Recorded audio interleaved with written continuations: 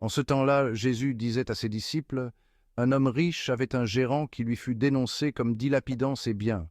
Il le convoqua et lui dit, « Qu'est-ce que j'apprends à ton sujet?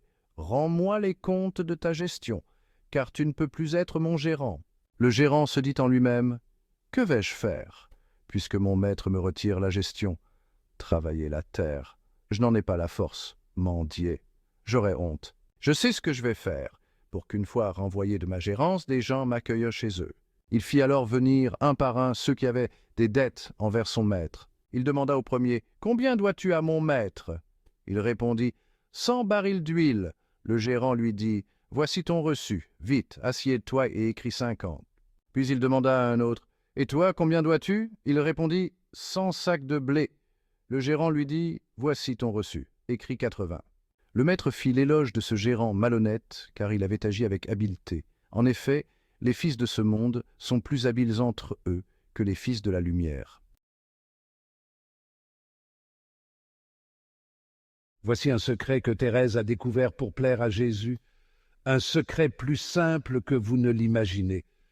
Thérèse, dans sa quête de plaire à Jésus, a trouvé une voie d'une simplicité désarmante. Elle a compris que la véritable douceur réside dans l'abandon total à l'amour divin. « Mes pensées ne sont pas vos pensées, dit le Seigneur. » Ces paroles nous rappellent que la sagesse divine dépasse notre compréhension humaine. Thérèse a appris à se fier entièrement à cette sagesse, à laisser ses propres pensées et désirs de côté pour embrasser ceux de Jésus. Il ne s'agit pas tant de faire ou de donner beaucoup, mais plutôt de recevoir et d'aimer profondément. Thérèse a découvert que l'amour véritable ne se mesure pas par la quantité de nos actions, mais par la profondeur de notre cœur. Bien que donner soit un geste doux, il nous faut parfois laisser Jésus prendre pour lui-même la douceur du don. Thérèse a compris que parfois, le plus grand acte d'amour est de permettre à Jésus de nous aimer et de nous guider. La vraie perfection réside dans l'accomplissement de sa volonté. Thérèse nous enseigne que la perfection spirituelle n'est pas dans nos propres efforts, mais dans notre capacité à suivre la volonté divine avec confiance et abandon. Thérèse nous enseigne à nous abandonner complètement, à laisser de côté nos peurs et nos doutes pour embrasser l'amour de Jésus sans réserve, à aimer sans nous remettre en question. Cet amour inconditionnel est la clé de la paix intérieure et de la joie véritable. Jésus montre à Thérèse comment tirer profit à la fois du bon et du moins bon en elle.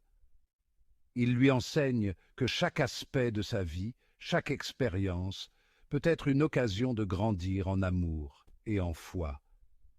Il joue le jeu de l'amour pour elle, ne lui demandant que sa confiance et son abandon. Jésus ne cherche pas des actes grandioses, mais un cœur humble et confiant. Les directeurs spirituels peuvent nous inciter à de nombreux actes de vertu, mais Jésus enseigne à Thérèse de tout faire par amour, dans la paix et l'abandon.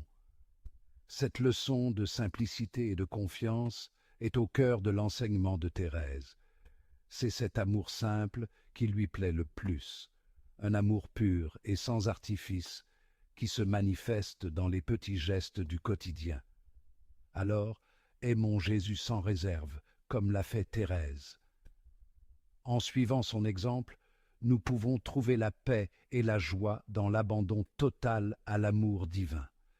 Thérèse nous montre que la douceur de l'abandon est la voie vers une vie spirituelle épanouie et remplie de l'amour de Jésus. Embrassons cette douceur et laissons-nous guider par l'amour divin.